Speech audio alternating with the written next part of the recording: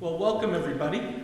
We're here at the Whitman Hanson Regional High School, and tonight we are going to be discussing maybe the most important issue that's going to be coming up at town meeting, but certainly at the town election, and that will be the override in order to make the books balance for this year for the town of Hanson. And so the Hanson Selectmen asked that we have a forum such as this, not as a rally of any sort for or against the override, but rather as an informational session so that people could ask questions and hear the answers directly from both the elected and appointed officials, but also their fellow residents. My name is Sean Keeley. I'm the Town of Hanson moderator. And I'm joined on stage by several town officials, so I would like to have them go ahead and introduce themselves and give their title. Todd Hassett, Town Accountant. Kevin Sullivan, Chairman of the Finance Committee. Greer Getson, Executive Assistant, Selectmen's Office. John Stambrook, Town Administrator. Kenny Mitchell, Chairman of the Board.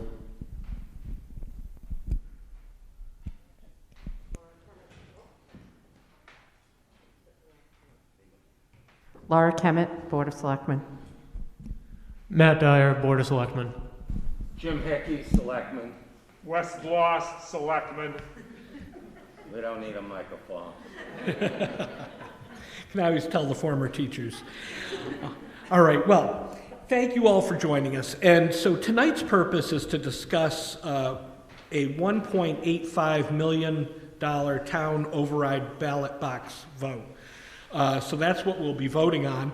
Saturday, May 15th, from 10 a.m. to 5 p.m., and that'll be at the Hanson Middle School. There will be early in-person voting at Town Hall, and you can contact Town Clerk Beth Sloan for applicable dates and hours. And so tonight we're going to have a relatively simple format. Like to do an overview of the override, have certain town officials discuss the impact to town services that either voting for the override or voting against the override may have, and have questions and comments from the audience, from questions that we've received by email and from Facebook Live. And I believe we're on Facebook Live and we're also on YouTube. So, wow. So the average age of our online presence might be much younger than our town meeting presence, but we can only hope. So the overview of the override. Proposition 2.5 override is an override that's authorized under Mass General Laws, Chapter 59, Section 21G. The Board of Selectmen decide to place Proposition 2.5 overrides on the ballot. And then, if a majority vote for the 2.5 override, then it passes and it becomes a permanent increase in the town's property taxes. As far as an overview, $1.85 million is the amount of the override, which comes down to about $125 per $100,000 of assessed value. So the average house of $367,700 in fiscal year 21 would have an increase of around $460 for the year. It will work out to around $39 per month extra for the next fiscal year for the average house in Hanson. Now, why have we come to this point? The override is mostly required because of changes in the Whitman-Hanson Regional School District assessment calculations. There's a change in the fiscal year 21 from to a statutory method of determining each town's owed amount to the regional school district. Previously, we had an alternative method that we had been using for many, many years and had been mutually agreed to by the two towns each and every year. The statutory method was also on the books, however, and last year, as many of you will remember, Whitman insisted on going to the statutory method, which is we agreed to ultimately at the last town meeting, and that will be the calculation method going forward. As far as the impact of town services, the $1.85 million reduction for the rest of the town services will hit all the town budgets, and it'll hit them all mostly in personnel. And we'll be hearing from Chief Mix and Chief Thompson, as well as several other department heads tonight. But we're estimating at this point that would mean 7 full-time positions at the police department, 4 full-time positions at the fire department, 1 position at the highway department, 2 positions at town hall, positions at the council on aging and library will have to be eliminated. The Camp Kiwanee Recreation Enterprise Fund will have a $100,000 budget reduction. The use of one-time funds like stabilization, free cash, or other funds only really masks the revenue problem, and this is something that we've been discussing within the Finance Committee and the Board of Selectmen and in consultation with the town accountant. The one-time funds used for capital plans, currently about $4 million of items in the current year plan. On the other hand, if we were to use stabilization free cash, it just makes the shortfall grow in the upcoming years as one-time funds are used up. So that's the basic overview, and we've received several questions already, and I know the selectmen have been working with the Finance Committee to answer those questions as best as possible. But I thought before we got to the questions from the audience that what we could do is have the various department heads come up to the microphone and just give a brief discussion about what this override means to them, and to take, I guess, take questions while they're up there, if there's any questions, right, Mr. Mitchell? Sure. So could we have, I see Chief Thompson right there. Why don't we start with him? You could go to the microphone right over there.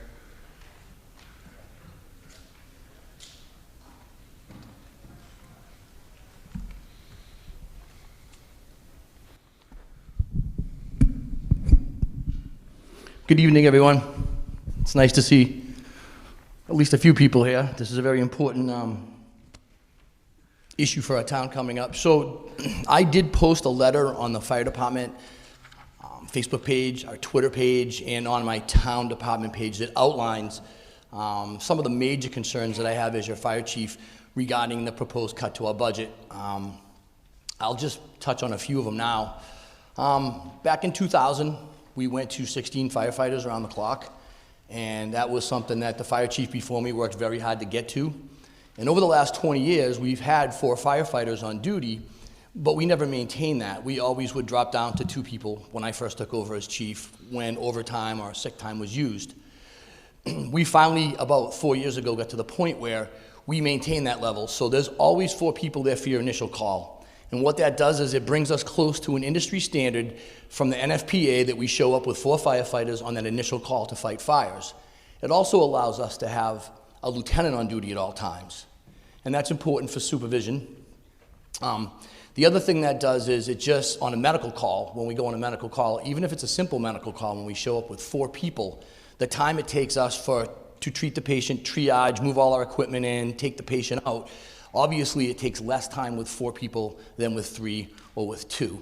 And that's some information that we're going to be putting out in the near future to show what this impact would be. So in the event that we got cut the $465,000 in the personnel line, that would be 4 firefighters. So automatically, that drops us down to 12 firefighters, so 3 members on a shift. So what that means is on the initial call, we're showing up with just 3 people. And if a lieutenant was to take vacation that day, we would not be filling that position with a lieutenant, so therefore we wouldn't have a supervisor there. Now, 7, 8, 9 years ago, that's the way we ran, but we worked really hard to get up to this point, and that was the plan from the former chief, is to get the people, but to work up to having that minimum of 4 people at all times. So this obviously, anytime you're going to reduce staffing in an emergency situation, it can affect the outcome. It can affect response times. Now, I can't sit here and say that it's absolutely going to do that, but obviously when you reduce that staffing, it does increase the chances of us taking longer and not showing up with enough people. Some of the other things that it can impact is our ability to run a second ambulance. Right now, when we have 4 people on duty, the first ambulance goes out, we get another call, we take the second ambulance. If we're depending on recall or people coming back from their houses, we might not be able to get that ambulance on the road. So that means one of our members will be showing up waiting for an ambulance that's coming from out of town. And then also, when we go on an ambulance call, we bring in revenue from that because we bill the insurance companies. So our revenue could go down. So that's some of my concerns would be our ability to provide that second ambulance. Over the last 5 years, we've responded to about 1,967 calls a year on average. And out of all those times, our average of multiple calls is about 295 times, so about 15%. Back in 2000, when we only had, prior to 2000, when we only had 3 members on duty, our calls were 1,200. So as you can see, we've increased on average of 700 calls a year, and that's why we work so hard to maintain that staffing level. Some of the other things that concern me would be we have a proposed and also being built over 200 units of occupancy in town. And so we believe that those units will increase our runs even more. Now, I can't give an exact number, but we estimate based on just looking at some other units in some other towns that it could be 100 to 200 a year. So that could bring us up to around 2,200. The plan for our department was to actually try to increase our staffing in fiscal year 23 to get 5 firefighters on duty. And we were going to attempt to do that through some federal funding, where if we were successful, we would get that, and then they would pay for that for 3 years, and then the town would ease into it. Well, now, we don't even have the ability to apply for that. You can also apply for that grant if we lay firefighters off, but we can't apply for that grant until after they're laid off. So I'm in a situation right now where I can't do anything. I have to wait until the May 15th to the election and see what happens and where we're going to go from there. Some other concerns I have are, if we lay firefighters off, they're not coming back. They're going to leave, they're going to get another job, we trained them, they're not coming back. And I do believe that at some point, the town will realize, and the residents will realize, that we need to have that staffing that we have right now at least to provide an adequate service. And in order to recruit and in order to train those firefighters and outfit them in new gear is very costly. So it's important to really look at this and decide, I know there's a cost, and I'm not advocating for or against, but if we do lay them off and we hire them back, it's more of a cost in the long run than to just keep them. So those are just some of the concerns that I have. I know it's a tough decision for everybody, but right now, again, I believe we provide an adequate service, and I believe any reduction in our staffing would make us be less than adequate. No matter what the challenge faces us ahead, the men and women of the fire department are dedicated individuals, and we'll do our best to provide the service that we can. But I do feel it's my responsibility to let you know my opinion on what would happen if we reduce that staffing. So, does anybody have any questions for me? You mentioned that you have approximately 2,000 calls, emergency ambulance calls, 15% of which are second ambulance? 15%. Yeah, so 300 calls a year, a second ambulance goes out.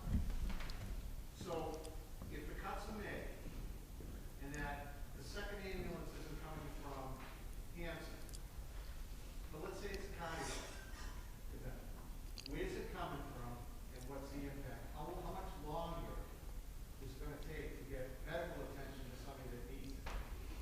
Right, so his question was, how much longer would it take if our ambulance isn't able to, our second ambulance isn't able to respond? It all depends on where you live. Our mutual aid plan is set up geographically, so it's gonna come from the closest town, but, they're gonna send it as soon as they can, but obviously it's gonna take longer than it's gonna take that if it's coming from our town. We'll be able to send someone there, but they're not gonna be able to really get into the treatment, because we carry some stuff on our fire trucks, but not as much as on the ambulance. So it could take some time. And not all medical calls, it's important, but on a good portion of them, time is very important. And I understand we have a question that came in online, so I'll ask Mr. Mitchell to handle that one. Or, I'm sorry. Thank you, Chief. That's it? Yep. Oh, I'm sorry, okay, great. Yeah, the question's about the school. Oh, Let's I go to see. school. Thank you. Okay, we have a question from home from a resident named John. And John wants to know, why aren't we cutting the school budget? So we had a question that came in last week that was similar. The question that came in last week was, why don't you just make the schools pay more? So the answer to that question is, the Whitman Hanson Regional School Committee votes on the school budget, and they're the only ones that can lower the assessment to the member towns, being Hanson and Whitman. A lower assessment may pass at Hanson Town meeting, but the school committee can call a special joint meeting of the towns of Whitman and Hanson to reconsider the budget. That budget, if passed, would become the budget for the district, regardless of the capacity of the towns to pay the assessment. The ability of the regional school committee to call a super town meeting to pass a higher budget makes it very difficult to make the schools pay more. Thank you, John, for your question. Excellent. And perhaps now we can hear from Chief Mix. Oh, was there another question out in the audience? Oh, yes, please. If you could just go to the microphone so the people at home can hear you. And if anybody has a question out here, it's hard for me to call on people by name. You're all masked. If you could just say your name and where you're from. Sure. Melissa Valkovic, 372 Holmes Street. This question is for Chief Thompson, actually. And I apologize if you said this in your address, but I was just wondering, I'm going to take my mask down because it's hard. With the override not passing and there being cuts to your department, does that do anything to accreditation? I know you said that the industry standard is for firefighters on per shift, so does that do anything to the accreditation or anything like that with the fire department, as well as being available to grants because you're not meeting industry standards? So I'm just wondering if that changes any money flowing in from the federal government or other places. I do not believe so. One of the things that it can affect is our classification through our insurance company. We just got reclassified and we went from a 4 to a 2. And that classification is based on staffing, fire prevention, dispatch, water supply, and we were able to raise it from a 4 to an ISO class 2. That directly can affect commercial and residential insurance rates. So in the event we do reduce staffing, they come out every couple of years, yes, it can raise that rate, so it could, I'm not gonna say it definitely will, but it could affect the insurance rates and the premiums of people in the town. Thank you. Chief Mix. Good evening. Thank you. I'm not as articulate as Chief Thompson, but I'm going to try. Especially since most of the stuff he said kind of affects my department the same way. We're looking at about $650,000. Oh, I'm sorry, it's more than that. $615,000 just in personnel. That would translate to 6 police officers. 1 officer is scheduled to retire next year, and when he retires, I wouldn't be able to fill that either. So basically, you're going to end up losing 7 full-time slots. Currently, we have 25 officers. The full-time officers grew in the past year. When we went to regional dispatch, we used to have 5 full-time dispatchers and 1 part-time dispatch. That was the funding. We went to regional dispatch for our ability to keep the station open. I needed more officers. So right now the station's open 24/7 if you walk in. You're not getting that in Halifax and Plimpton. You go to their station and you got to pick up a phone. My mother had an issue. She doesn't know what to do. People get confused. They expect a person. Long story short, we have about 300 people a month walk into that police station. And when we did the count, we were surprised. But those 300 people, no one's coming in for directions because everybody's got GPS now. Honestly, a couple come in for the bathroom, which is fine. But they're coming in because they need something from a person. And picking up a phone to call somebody in Duxbury isn't going to work. And God forbid they come in, and we do get the medicals come in sometimes, or somebody that's running for help. If I lose these people, that station will be locked. That also means you probably only have approximately 2 officers in town. We go to calls usually with at least 2 officers. The vast majority of our calls or arrests in this town are for domestics. If I'm sending officers, I can't send 1 officer to that. It's dangerous. It's dangerous for the people and it's dangerous for the officer. I worked in a department when it was understaffed, in my former department. Your use of force issues become more prevalent because the officer has less choices. People are also a lot more apt to fight with you when there's 1 of you. And going to, especially domestics, those turn quickly sometimes. We had one, I can't tell you where because I'm not allowed to disclose where domestics happen, but we had one a few months ago where the spouse stabbed the other spouse. We were able to take the perpetrator into custody without any use of force. But 3 officers showed up, and a 4th one came along to help with another person that was starting to get involved with it. Things wouldn't have played out that way with 1 officer there. We go to, just as the fire does, we go to multiple calls. Just a little while ago, there was an accident on Washington Street. We could only send 1 cruiser. The other 2 were tied up with other calls. There's 3 people on the road. There's 1 in the station. So right now you got 4. You're going to cut 50% of the people, or the officers are going to be cut down that are going to be able to help you if we lose those officers. The other thing that's very important is right now, 99% of the time there's a sergeant, there's a supervisor on duty. That's tremendously important, especially when we have newer officers. I'm not going to have a supervisor on duty all the time. I'm not going to be able to. And with the police reform bill that just came through and some of the mandates that they're sending on us, this is, if there was ever a time I need a sergeant on every call, now's the time. Unfortunately, right now, it isn't so bad in Massachusetts as it is in other parts of the country.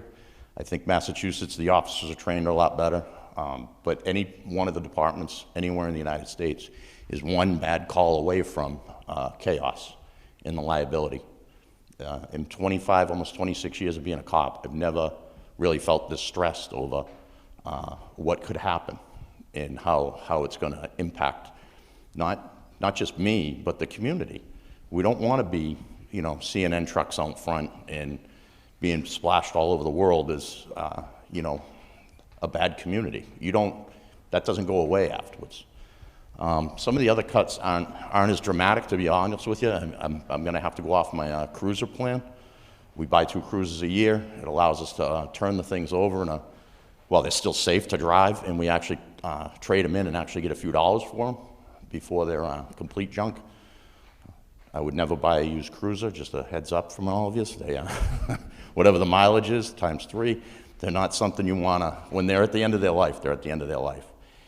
So our maintenance costs will go up. I already have problems with the building as far as maintenance costs every year.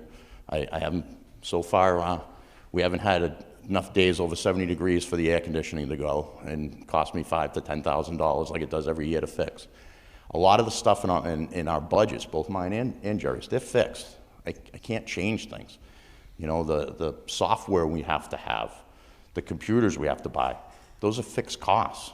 The only thing I can do is cut personnel, and that's going to be very, very difficult. And to replace them, just as the fire chief said, if we lay them off, they're not coming back. And right now, the 4 officers that we replaced the 5 full-time dispatchers with, to replace those plus the other 2, to replace 6, it's about $250,000 in equipment and training. So think about that. You're actually going to be $250,000 just to train and get them back up. Never mind the overtime it'll cost while they're out or while they're being trained. There's a lot of factors that go into it. And right now, there aren't a lot of people banging on my door to become police officers.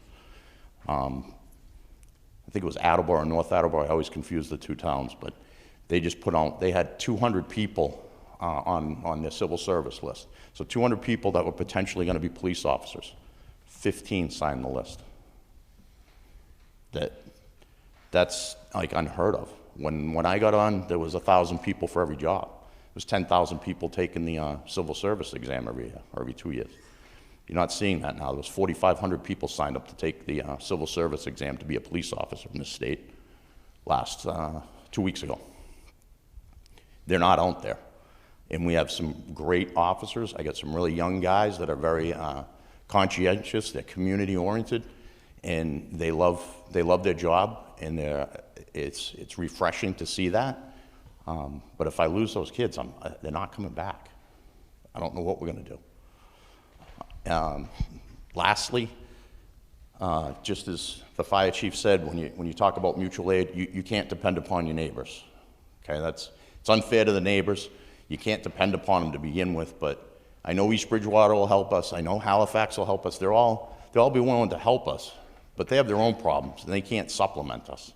When it goes to medical issues, right now my offices don't show up to most of the medical calls, mainly because of COVID. They obviously show up to the life and death ones.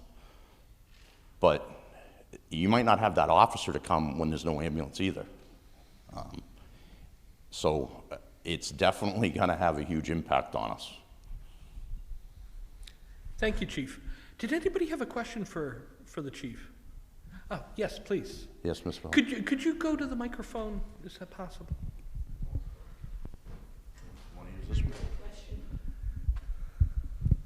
Thank you so much. Could you just tell us the reason for going to regional dispatch? Because now you have your officers taken off the street, which seems like they should be not doing dispatch, they should be doing police work. So that was about a 2.5-year project, maybe 3-year project. Regional dispatch, they have more dispatchers that can respond quicker. We used to only have 1 in there usually at a time, unless something was going on, and I'd double up. So you didn't lose any coverage on the street when we went to regional.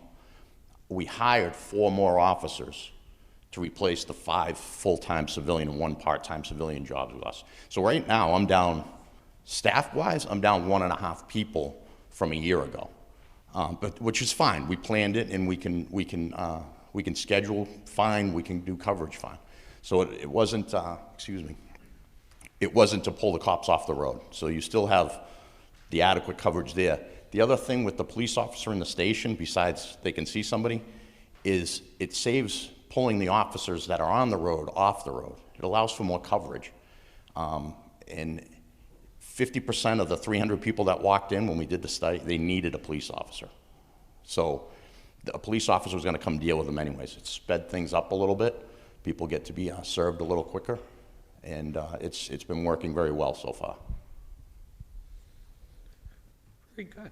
Thank you, Chief. Oh, yes. Thanks, John. Chief, if the station were to go dark, do you have any idea, and I know it's early, but any idea of what those hours would be, where it would be closed? Most likely 24/7.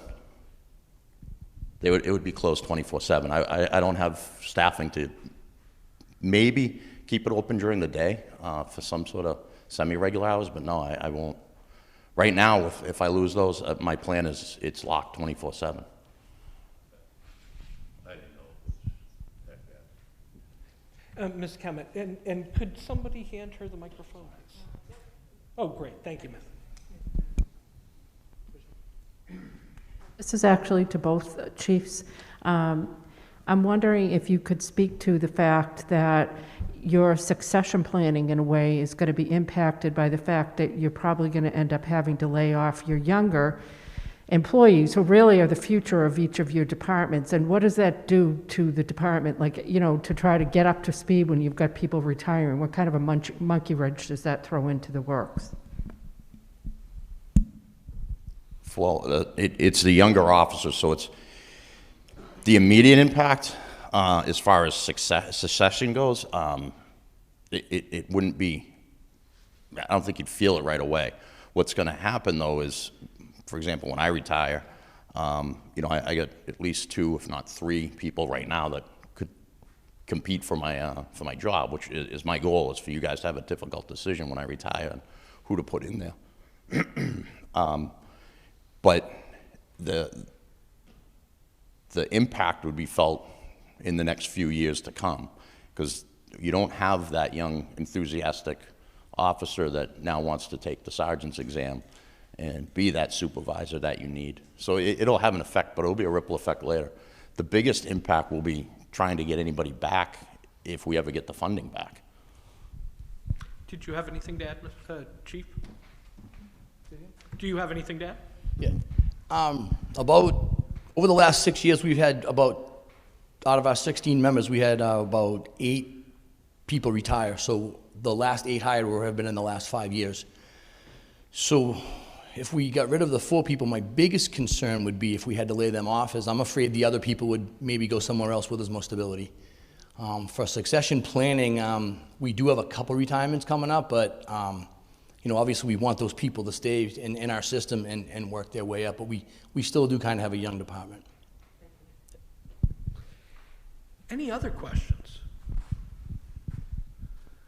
Seeing none, I was wondering if any of the other department heads wanted to get up and speak. There's no pressure to, but all right. Seeing none. Oh, Mary. Hi, how are you? Come on up to the microphone, please.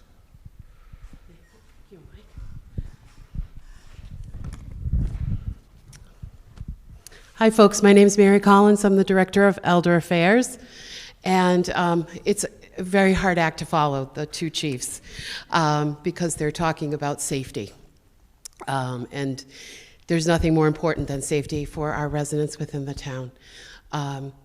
As far as impact for the senior center, we're now down to basically bare minimum. We have a very small operating budget.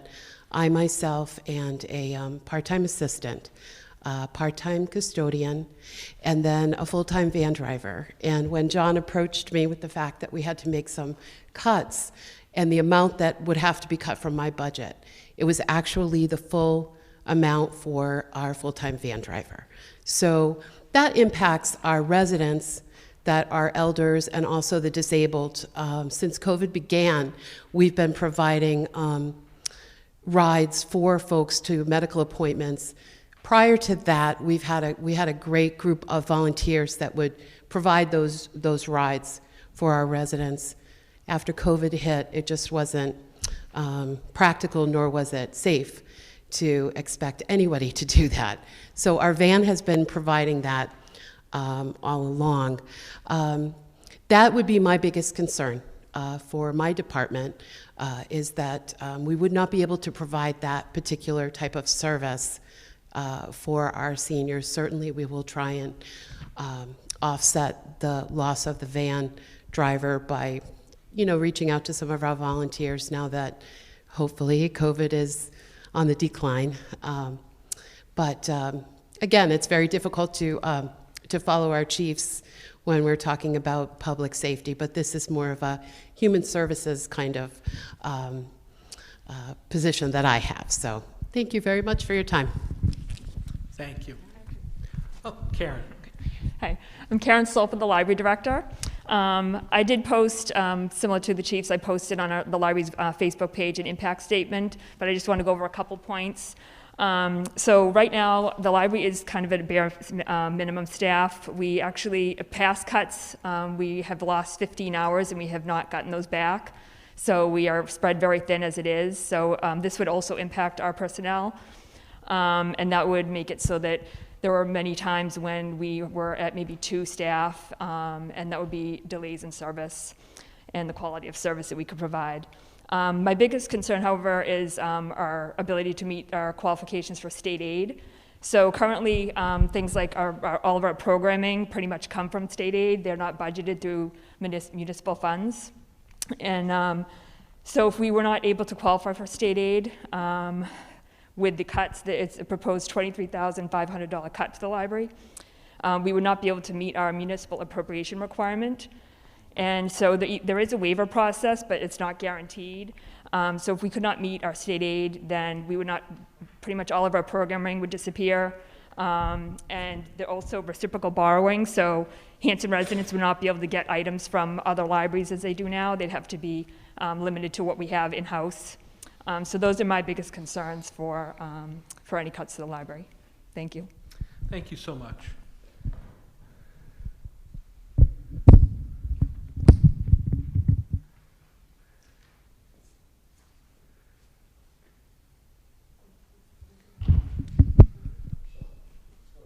No, we have.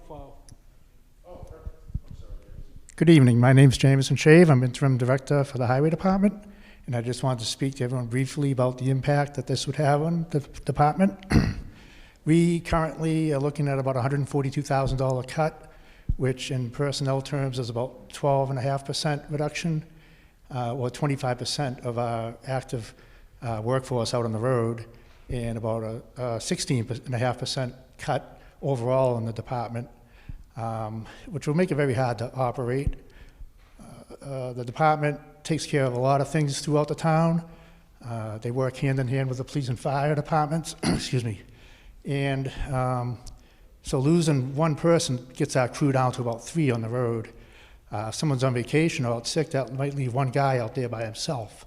So if you have a lot of emergency situations, a storm, a hurricane, we're the only ones out there clearing the roads of snow, and just maintaining the roads themselves. The highway department maintains the roads, and they represent the largest capital infrastructure in the entire town, even exceeding the schools, the value of the roads. And we're already stretched thin, operating on a tight budget, and I just mowing, everything else that they do, tree removal, and just day-to-day operations. So it's going to put a big strain on the department, and we'll get by as we always do, but the department's been cut in the past and never fully restored, so just going to make a difficult situation a little harder to maintain. But as I say, they do their best and work hard out there for the town. And any questions, I'll be happy to address them. Did anybody have any questions? Yes, please, if you could come to a microphone.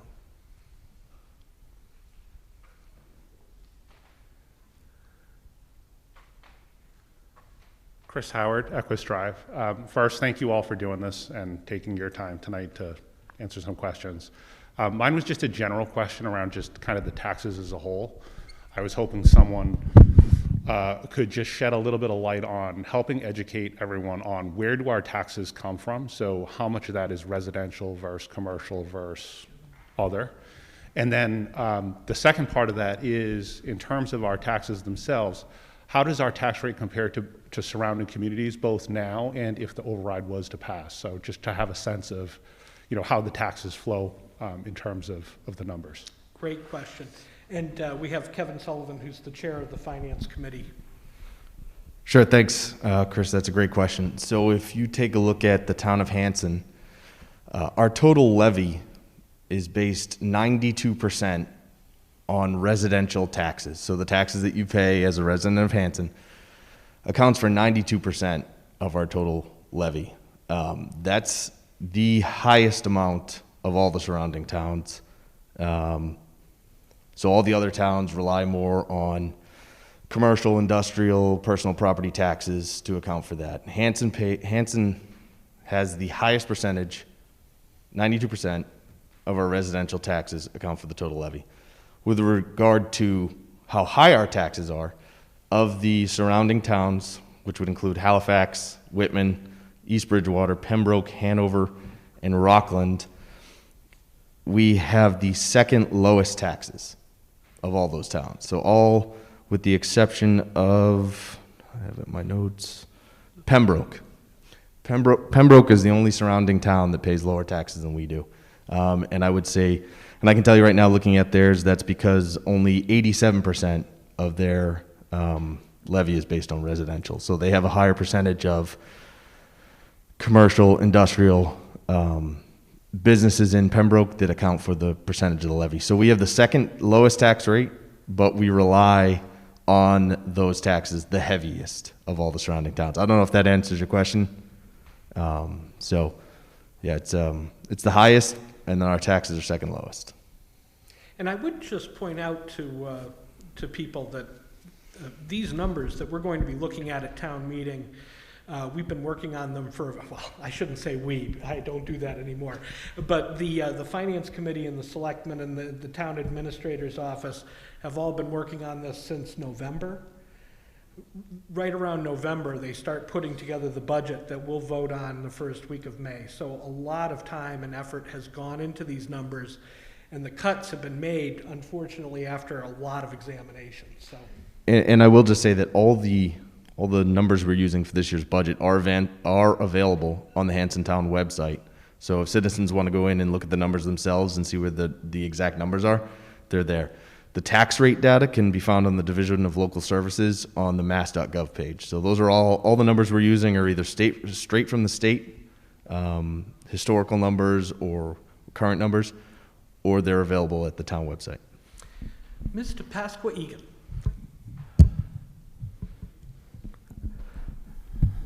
It's on. Hi.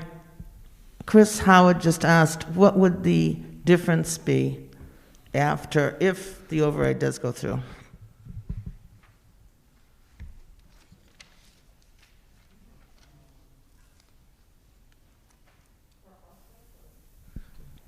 Per household, Kathy?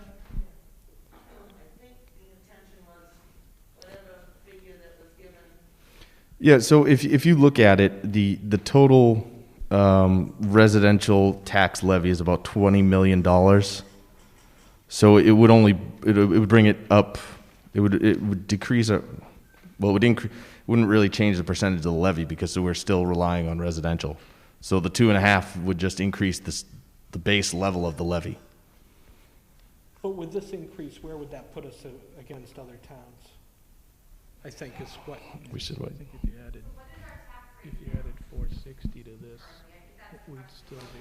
So if you add the increase, it would still put us on the relative low side. I don't know. I don't have those numbers in front of me because that would be depending on what they set the official tax rate at. But we're looking at still being some of the lowest in town, in the surrounding towns. Yes, sir. What is the Whitman commercial tax rate? The question was, what is the Whitman commercial tax rate? Do we have that? No, but I can tell you that their residential, the percentage that they rely on residentially is about 89%. Yes, ma'am.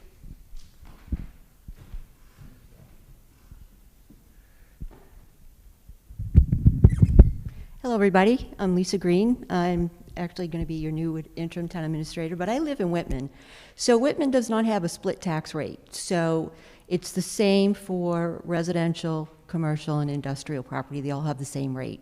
I believe their tax rate right now is $15.38. Whitman is about 89% residential, and then the rest are broken between commercial and industrial. So again, a very small percentage.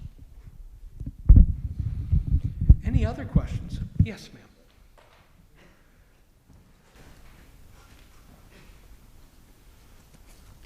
Corrine Cafado. I don't really have a question. I have a bit of a story. The end of February, the ambulance came to my house. It had to come a month later.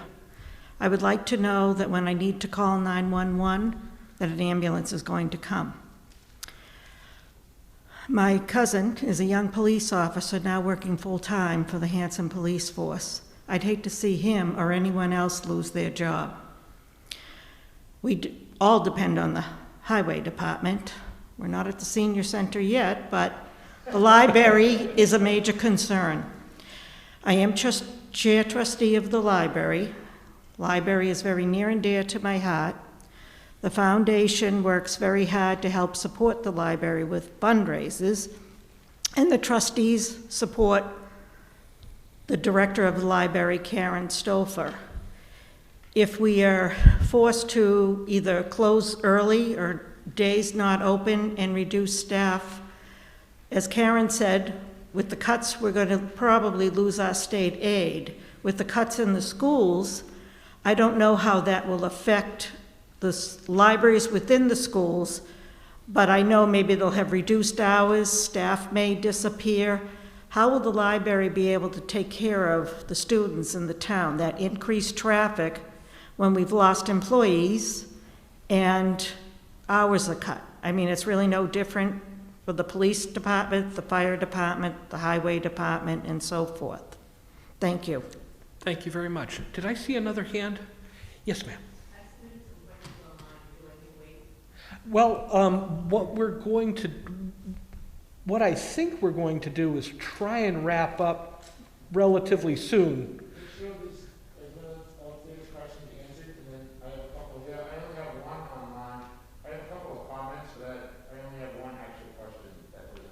All right, so Laura, did you have a question or?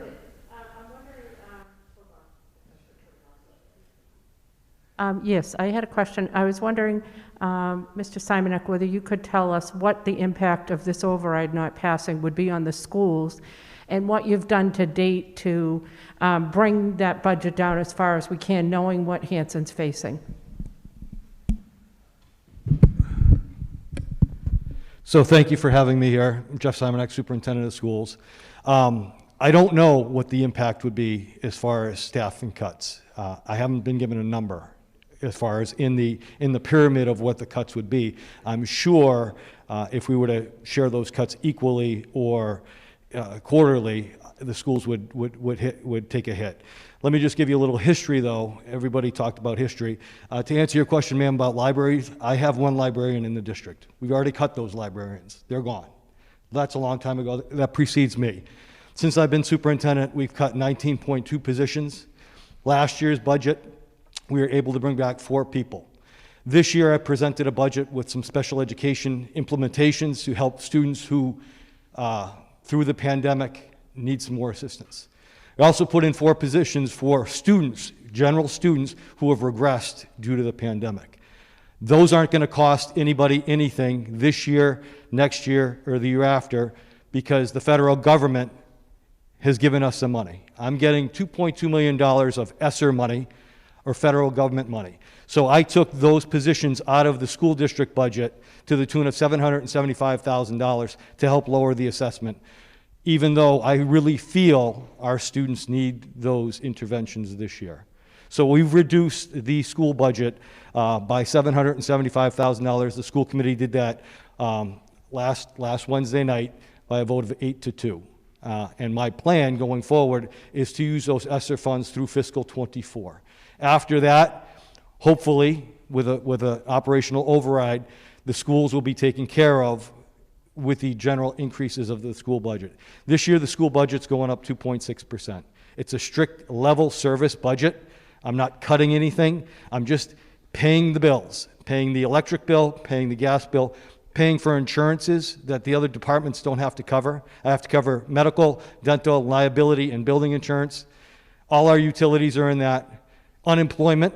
My business director told me to mention this. Last year we had to pink slip 62 people because we didn't have a budget by July 1st. The school district budget isn't passed by July 1st, and as Mr. Mitchell said, the state kind of takes over.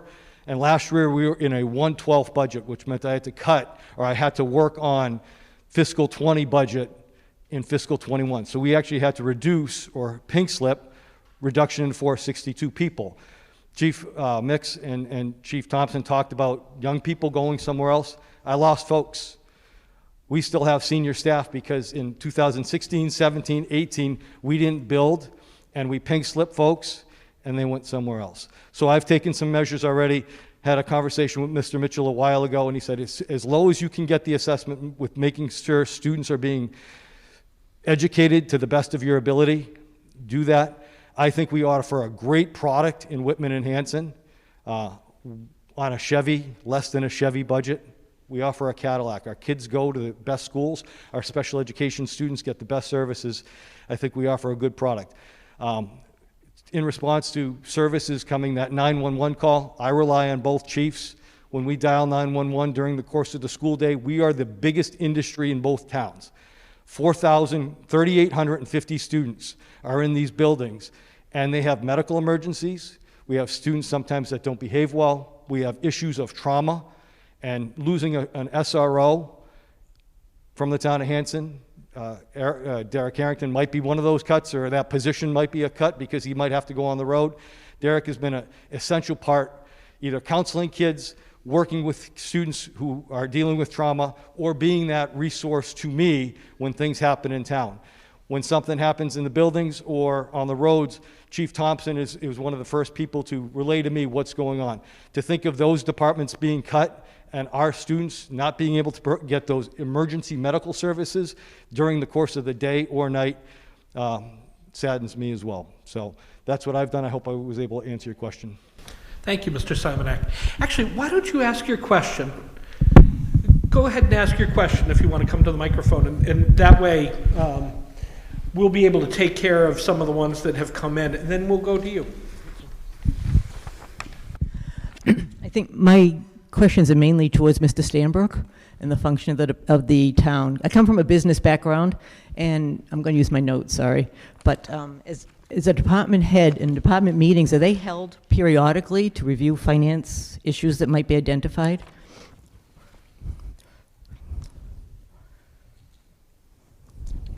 Yes, Mr. Moderator, we had having one every month. We had one today. And is our finance, like when it comes to where we are today, it's the top conversation to see what we can do to hit it head on before we talk about cuts?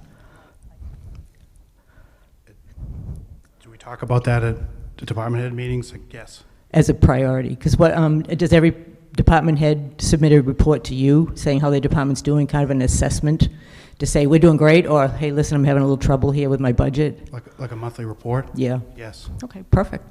One other thing, are personnel assignments reviewed and realigned as responsibilities change? Because sometimes in business we see something that this person can do better, so we pull this person and put them over here because they function much better over in this department. I'll have to get back to you.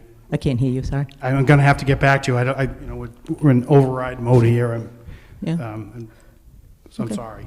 You submitted these questions to the override questions? They're on the line. I put them online, on the form that comes up when you click on. Are they related to the override in some way? There was a form that came up when I went on. It said, do you have questions for this meeting? And I put my questions in there. Okay. Because the next one I have, is there a process for vendor contract review, which might be a money saver?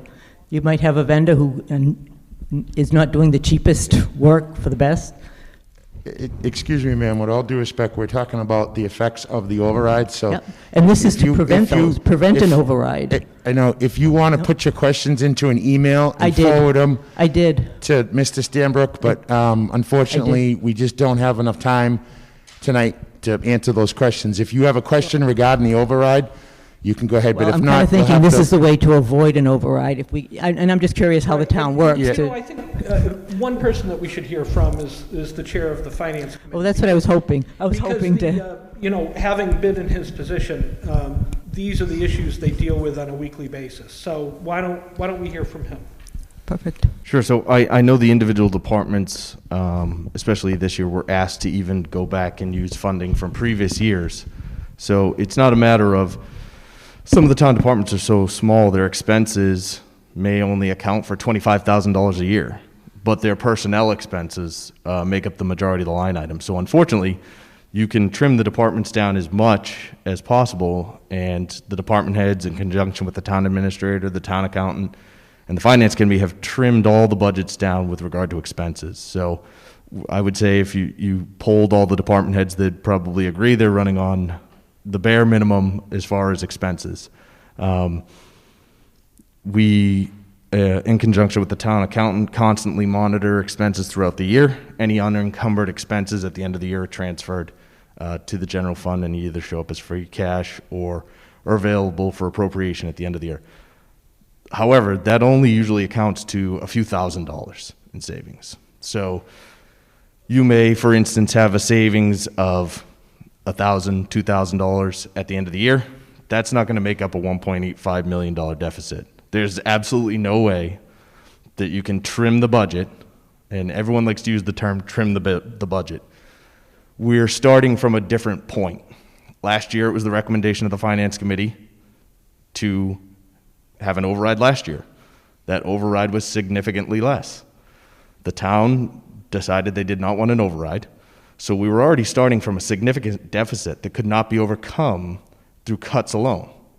So when we filled the budget last year using free cash and other sources, we were already in an $800,000 hole. Compounded this year, I think the original number we started out with was about 2.3. We were in a $2.3 million hole, and there is no way to trim expenses from the town hall to account for $2.3 million other than personnel.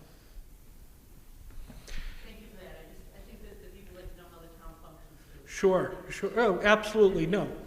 How did we get here? The business plan of budget deficit in my department. Sure. Well, and I think the short answer is funding the schools. I mean, we didn't ask Whitman to go to the statutory equation. It had always been agreed to do it proportionally, and that had always gone along. And unfortunately, they have the votes on the school committee to force the issue and to force us to pay more. So, I mean, it was quite unexpected last year. I think we found out about it halfway through the budget cycle. Sorry, excuse me. The only thing I will say is that the town overwhelmingly came out last year to accept that assessment. This was well known. This is not a secret as to where we are. We raised the flag last year as to the impending issue that would happen if an override didn't take place last year. So it's not a matter of mismanagement of funds. It's not a management of not cutting enough. It's not a matter of the department heads not doing their job. We started from a totally different place because the town decided overwhelmingly, I think it was the largest town meeting turnout we've had in years. The town decided they wanted to start funding it at the full level, and they accepted the new assessment, and so here we are. And just as a refresher, the way it worked out was that we paid half of what the assessment would be under this different equation, with the understanding that by this year we would have to go to the full amount. And so it was going to double no matter what happened.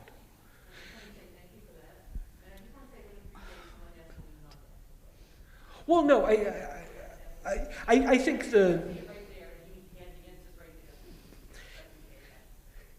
Ms. O'Sullivan, did you have a comment? Yes. Could you go to the microphone, though? Oh, I'm sorry. Ms. O'Sullivan, I promised this lady back here to go first, but I'll come right to you. Yes, ma'am. I would like to find out if this year's override is because of mainly the new way of budgeting the school budget. Is this something we're going to face on an annual basis, or is this just a one-time deal? So it is our estimation and the calculations we've made that this $1.85 million override will fill the budget, which will put us at an available point next year to fund the departments. Now, there's always department heads make requests. We always come to an agreement. We trim it down. In previous years, Whitman and Hanson have always come together with the schools to work on an assessment. So this 1.85 is where we need to get out of the budget hole to get us back to even. Okay. Thank you very much. Mrs. O'Sullivan. Yes, I believe it's the state law that we have to do the statutory funding. And maybe the superintendent could explain how we would have had to go to a 1/12 budget for an entire year. Mr. Simonak. So if I can try to answer that question, it's the state preferred method of assessment is the statutory method. Much like you pay South Shore Voc Tech, you pay South Shore Voc Tech's bill every year using the statutory method. In our regional agreement, we had the agreement method, and the agreement method was 60-40 or per pupil, and it really was 60-40, 59.9, 49.1, or 39 point whatever. It was 60-40. Okay, I'm sorry. Whitman brought up the statutory method, which is based on minimum local contributions that are assessed by the state to the towns. So what you pay for South Shore Voc Tech is based on your minimum local contribution for the students at South Shore Voc Tech. Whitman brought that up as a conversation item to us. I actually went to the Board of Selectmen in September of, I think, 19 now, and said, hey, look, this is being discussed. It was brought to my attention over the summer that there were these methods of assessment. We had been using the regional method of assessment for a long time. It was an item of discussion throughout September of 19. We had members from the Department of Elementary and Secondary Education come and speak. We had attorneys from Hanson, attorneys from Whitman, attorneys from the school district talking about it. What we did throughout the course of last spring was talk about how we could manage this, and we actually came up with an agreement which was using statutory method FY22 going forward and splitting the cost of the assessment last year between the town of Whitman and Hanson. And like the moderator said, and Mr. O'Sullivan said, that we had the largest turnout at town meeting last year to support this. But I just want to make sure that it's clear that this is the method of assessment that Hanson pays for South Shore Voc Tech. It's the statutory method. When I speak about 1/12, if the town of Hanson doesn't vote the regional school district budget in May, and the town of Whitman does, that means we have an impasse. And if we don't have an assessment that can be agreed upon, or a number that can be agreed upon between the two communities by July 1st, I don't have a budget. And I have to write to Jeff Riley, who's the Commissioner of Education, and say the town of Whitman, the Whitman-Hanson Regional School District doesn't have a budget. That's the letter I wrote last year. As soon as both budgets were done last July, end of July, I wrote to him and said, we have a budget, we're good. But I could be on that 1/12 through December, and that was talked about last year prior to town meeting. So we weren't. I was on a 1/12 budget for only 1 month last year after both towns agreed upon our methodology.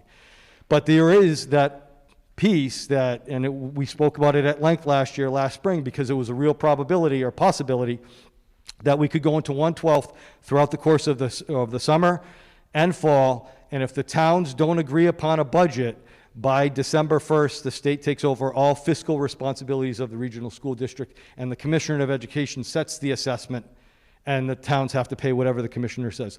But that's to December. So we did end up with a 1/12 for just a month last year. All right, thank you. And I push back just a little bit on what you said. I think the people who came out at town meeting agreed to the Whitman equation rather than supported it, but yes, sir.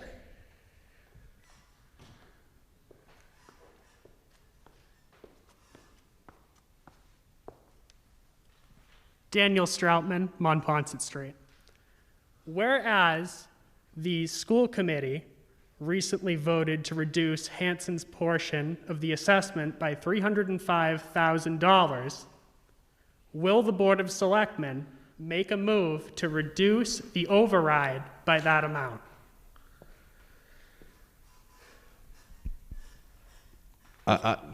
Sorry, not to speak for the Board of Selectmen, but that reduction in the school committee's budget was already factored into 1.85 million.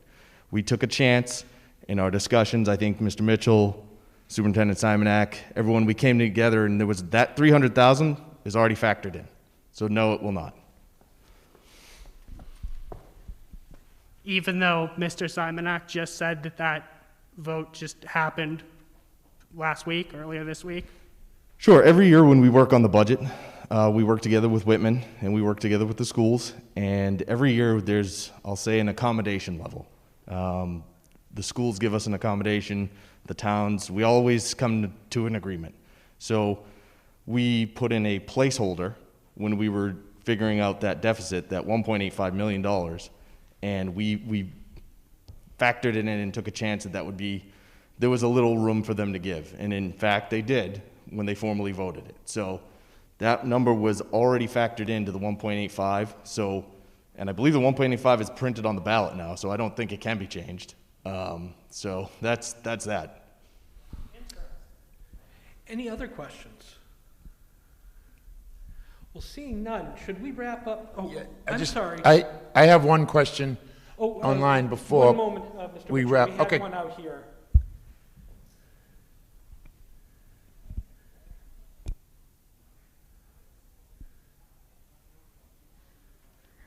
Amanda Rubens, Reed Street, Hanson. I am a super, bring it down to the simplest form. I just want to confirm. So it says the average would be $39 a month to the average homeowner in Hanson. So for $39 a month, I'm just confirming, we could keep all of the services, keep our ambulances, keep everything. Is that right? So that's a great question, and again, I wish it was that simple. I wish I could give it an exact dollar factor, but you have to base it on what your individual residence is worth. So the average house, I believe that if you use the calculator, it's based on, I think it's a $300,000 home valuation. So if your home is worth more than $300,000, you're going to end up paying more than that $39 a month. Yeah, it averages out. There's a lot of averages going around, but I think on average, the entire bill goes up $567, I think is what per year. That would be a year. Mr. Mitchell, you had a question come in online. Yes, I have a question online to Town Accountant Todd. Okay, what are the impacts of the cuts should the override fail in regards to the capital expenditures matrix voted at town meeting last year with all those projects listed? And that's from Matthew.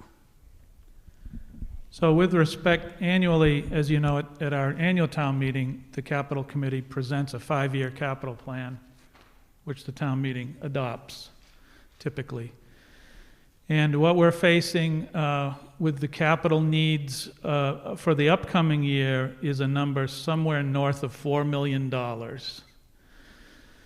We also have a town bylaw that requires us the town to appropriate a minimum of 1% of the budget toward capital, which is about $300,000. So that we do have in May at the town meeting a couple of capital items that are essential that the selectmen can speak to that add up to about $300,000. But the other $4 million we're not planning to move forward on, possibly a small amount in the fall, depending on how things play out. But given the financial situation, the board has opted to defer any major capital to a later date. And as you heard, we've got roads, we've got some major infrastructure needs. We have a lot of public buildings that require maintenance. We have some public buildings that require replacement. And that's all, for the most part, being deferred until the fall or until a future year. Yes, ma'am.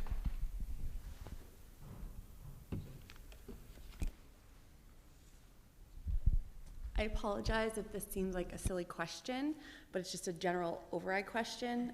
Having been a homeowner for 12 years, I've never gone through an override, so I was just wondering if somebody could explain to taxpayers how it works in terms of, so we go to we go to town meeting, let's say the override question passes, so then we take it to the ballot, it's then voted on by citizens, it passes. what can taxpayers expect in terms of their tax bill? Like I know some people have their taxes paid right through their escrow account. Does the town individually bill people for sort of the difference that would be coming up? Would we see the increase in our taxes come, I don't know if it's, September that we pay our taxes that after the next town meeting? So how does that work? Yeah, and I'll turn it over to the town accountant in just a moment. Great questions, not silly at all. But just to be clear, some overrides are approved by town meeting before they can go onto the ballot. This one cannot be. This one is approved by the Board of Selectmen. It is going to be on the ballot. And so we won't be debating, and I just want to make it perfectly clear for people who come to town meeting hoping to prevent the override from appearing on the ballot. The town meeting won't be debating that, and we won't be voting on it. It will be on the ballot. What we will be debating and what we will be voting on will be the various budgets. And so it's still a very important part, but the 2.5 override automatically goes on to the ballot. But Todd, please. So that was a great question. So as you probably know, having been a homeowner for a little while, we invoice quarterly. The first quarter for this year we're talking about would be due August 1st. And it's considered, the first 2 quarters are considered preliminary as the Board of Assessors are going through their process of realigning the values of all property in town. So on average, based on this amount, an average residential taxpayer might see an increase of $115 a quarter. And then when you get your 3rd and 4th quarter bills in late December, that's when the actual values have been approved by the state. And sometimes there's a little bit of a shift depending on certain classes of property. For example, condominiums might be a really hot, and the values may be going up at a higher rate than a single-family home, or vice versa. So part of what the assessors do is for the fair and equitable taxing across all properties, there may be a slight adjustment in the 3rd and 4th quarter. But it will be apportioned over all 4 quarters of the fiscal year, and as I say, realigned for the 3rd and 4th once property values are certified by the state. And Kevin. And just to go back to the question from earlier, it's about $38 a month, and about as Todd said, $115 a quarter. Any other questions? Should we wrap up then? Yep. Okay, so in executive session, we're going to wrap up here in 1 minute. In executive session, the board voted to approve an employment contract for Lisa Green, who was going to be our interim town administrator. So I'm looking for a motion to appoint Lisa Green as the interim assistant to the town administrator, followed by the interim town administrator. So moved, effective April 26th. Thank you. Second. Motion's made and seconded. All in favor? Aye, 5-0. So I just want to thank everyone for coming, for taking a Tuesday night out of your time. We really appreciate it. I want to thank the panel. Thanks everyone for coming. Looks like we have 40 people out here, and the folks at home beat you guys. Looks like we had up to 64 people watching tonight. So thank you very much. If you have additional questions, we'll do the best we can. We'll keep that email up. We can't answer. I've got a lot of comments and remarks. They're well appreciated, but we just have to stick to the actual questions. So thank you again, and everybody have a good night. Looking for a motion to adjourn. If I can just make one last pitch. Town meeting, May 3rd, starting at 7:30, correct, Beth? So 7:30. It will be here at the high school. We will be holding it in the gym. We are going to be socially distancing as much as we possibly can. We're going to try and keep everybody safe. But if you could, please try and come a little on the early side so that we can have a nice steady flow of people checking in. You can get your seat and get ready for a good debate. But May 3rd, here at the high school, 7:30 p.m. So happy to see everybody tonight. Thank you all for coming, and stay safe. Motion to adjourn? Second. All those in favor? Favor. Thank you.